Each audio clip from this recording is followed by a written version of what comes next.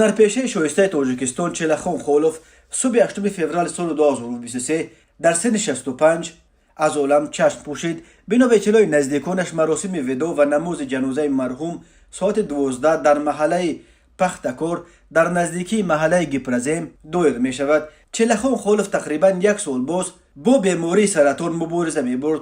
3 مارس سال 2022 در مرکز ملی طبی شفابخش یا بیمارستان قره‌بالا در کورپوس رقم 10 گرده آوازخوان شناخته را جراحی کرده بودند.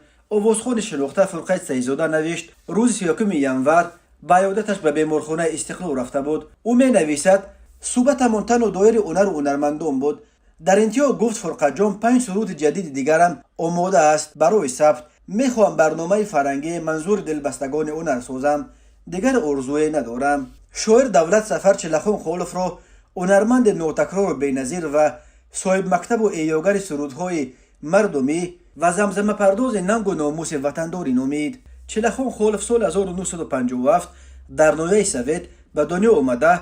در پایان سالهای 80 توسط انسامبل گنجینه که تحت رهبری استاد روانشاد ظفر ناظم به خاطر معرفی و تبلیغ ترانه و رقص و سنت و مراسم مردمی تشکیل شده بود به صحنه کلان آمد و سالهای اول بیشتر ترانه های مردمی را می سرایید.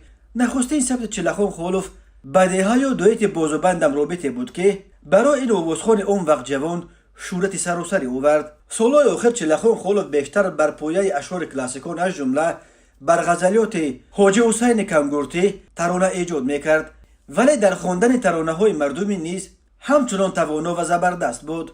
اهل اداره پایگاه خبری بامداد در گذشت استاد چلخان خولوف را تسلیت گفته دعا میکند که خداوند به پیوندانش صبر جمیل و به مرحوم آخرت آباد عطا کند. مکان آخرت استاد جنت بود.